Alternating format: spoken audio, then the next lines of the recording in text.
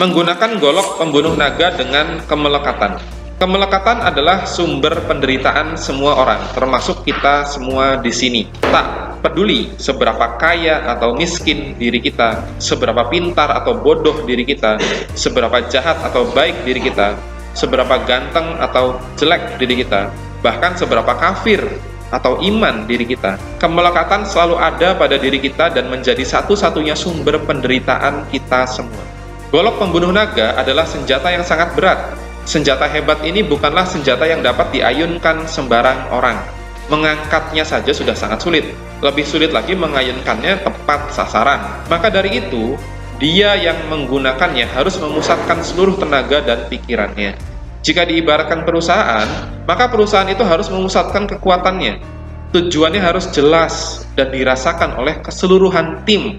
Semua ditempatkan pada posisi yang tepat sesuai kemampuannya masing-masing. Semua bergerak mendukung tujuan utama dengan mengerahkan segenap kemampuannya. Mereka bergerak dengan ritme yang tepat dan terkoordinasi, tidak terlalu cepat ataupun terlalu lambat. Sayangnya, pada kenyataan hal ini sulit diwujudkan, walaupun bukannya tidak mungkin. Dalam perjalanannya, orang-orang bodoh yang ada di tubuh perusahaan menjadi tambah bodoh, tambah egois, ataupun ceroboh. Mereka menjerumuskan diri dalam lubang yin yang berpotensi menjerumuskan rekan kerjanya. Jika hal ini benar adanya, kenapa bisa terjadi? Ini bisa terjadi karena kemelekatan itu selalu berlaku dua arah. Saat orang lain melekat pada diri kita, timbullah kemelekatan lain yang membuat kita melekat padanya. Selain itu, setiap individu memiliki banyak kemelekatan lain di luar sana. Kita pun memiliki kemelekatan lain di luar perusahaan.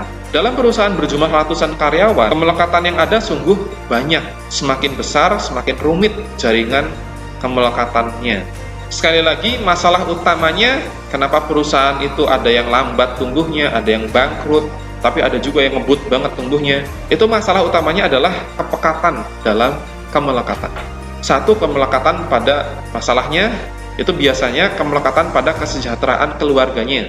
Dua, kemelekatan pada menginginkan barang mewah. Ketiga, kemelekatan pada kepentingan pribadinya. Empat, kemelekatan pada tugas yang simpang siur. Kemudian kemelekatan pada rasa bersalah yang tidak akan bisa hilang sebelum minta maaf secara langsung. 6. Kemelekatan pada metode atau cara lama. 7. Melekat pada SOP atau peraturan yang kaku. 8. Melekat pada keinginan untuk mengerjakan pekerjaan yang mudah-mudah aja. 9. Kemelekatan lain-lain, silahkan pikir sendiri.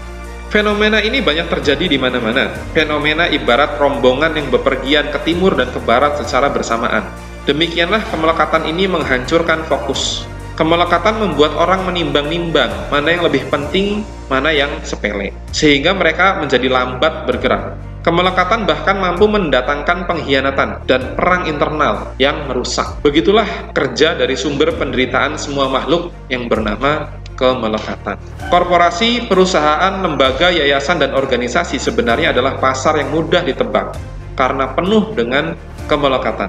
Terutama kemelekatan pada takut kehilangan, takut membuat kesalahan, dan berusaha selalu dalam zona aman versi mereka sendiri. Namun, tetap bisa tumbuh berkembang sesuai keinginan sang pemilik maupun sang pemimpin. Dengan melekatnya perusahaan, membawa dampak kemelekatan pada perusahaan pemasok atau vendor, dan dampak kemelekatan pemakai atau customer dari perusahaan itu.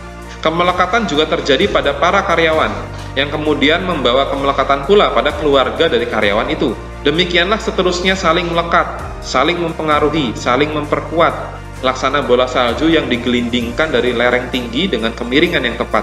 Cepat lambat, perusahaan dapat berkembang sangat pesat, sang Raja Naga menjadi kaya raya dan rela mendistribusikan kekayaannya itu dengan para pasukan naganya, agar yang menjadi langgeng. Lakukanlah serangan mendadak dengan golok pembunuh naga, dengan kemelekatan yang sudah akurat teridentifikasi pada saat musuh belum siap. Kuasailah titik-titik strategis, bisnis proses strategis, supply and value chain strategis. Pancing musuh mendekat untuk masuk lubang jebakan kita sebelum kita hancurkan. Serang kemelekatan lawan hingga musuh terpaksa melepaskan posisi strategisnya. Inilah siasat gerombolan serigala yang perlu rutin kita gunakan. Masyarakat membeli manfaat, bukan produk, jasa, atau platform perusahaan kita. Masyarakat membeli manfaat. Mereka melekat pada kebutuhan pribadi mereka masing-masing. Masyarakat bergerak karena kemelekatan yang mereka miliki sendiri-sendiri. Kemelekatan dalam hal apa? Inilah tugas kita untuk mengidentifikasinya. Kita gerakkan golok itu setelah proses identifikasi ini sempurna. Kita ayunkan untuk menebas mereka. Tebas dengan cara membuatnya semakin melekat dan atau memberi jalan lebih mudah, lebih realistis untuk mewujudkan kemelekatan mereka menjadi nyata. Walaupun pada hakikatnya kita tidak berkewajiban untuk mewujudkan kemelekatan tersebut. Kita hanya menyediakan jalan tol untuk mereka lalui demi mewujudkan kemelekatan mereka sendiri. Saat kemelekatan lain lebih kuat masuk, kemelekatan sebelumnya akan berkurang daya lekatnya, hingga lama-lama mengelupas seperti lem yang memudar. Jika masanya telah pudar, seperti CD original yang memiliki packaging indah dengan aneka bonus yang dapat menimbulkan ilusi rasa bangga bagi pembelinya. CD original itu tetap saja tidak bisa mengalahkan kemelekatan rakyat akan musik gratis MP3 dan YouTube.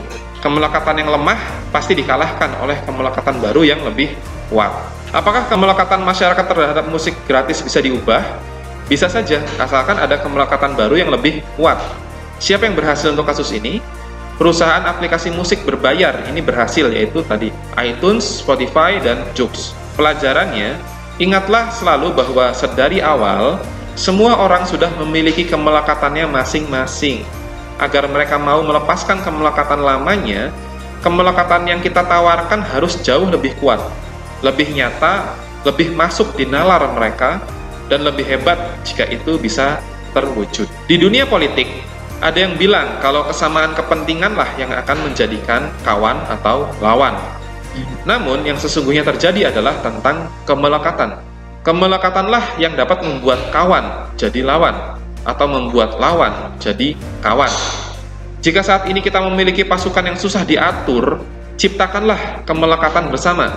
Namun waspadalah saat akhirnya kemelekatan bersama itu terpenuhi, karena kita harus menciptakan kemelekatan kolektif baru agar kerajaan kita tidak bubar atau hancur akibat perang internal. Kemelekatan kolektif itu sama pentingnya dengan penyelarasan kemelekatan pribadi dengan kemelekatan perusahaan. Penyelarasan kemelekatan pribadi dapat dilakukan dengan membuat aneka program dan kebijakan perusahaan. Namun, ini tidak cukup untuk membuat perusahaan menjadi besar. Perusahaan perlu menciptakan kemelekatan baru yang lebih kuat untuk setiap karyawannya. Kemelekatan yang bisa melemahkan, bahkan melepaskan kemelekatan lama mereka masing-masing yang tidak ada hubungannya dengan kemajuan perusahaan. Kemelekatan karena keinginan adalah kemelekatan yang daya lekatnya paling kuat di antara kemelekatan lainnya. Keinginan kuat akan melahirkan tujuan. Jika tujuan sudah ditetapkan, maka orang akan berusaha mewujudkannya. Saat tujuan itu tercapai, berarti keinginannya tercapai. Berarti kemelekatan akan keinginan tersebut akan hilang, dan lahir kemelekatan baru yang lebih ambisius. Setiap kemelekatan ini, perusahaan harus berperan serta untuk bisa berjaya langgeng di mode yang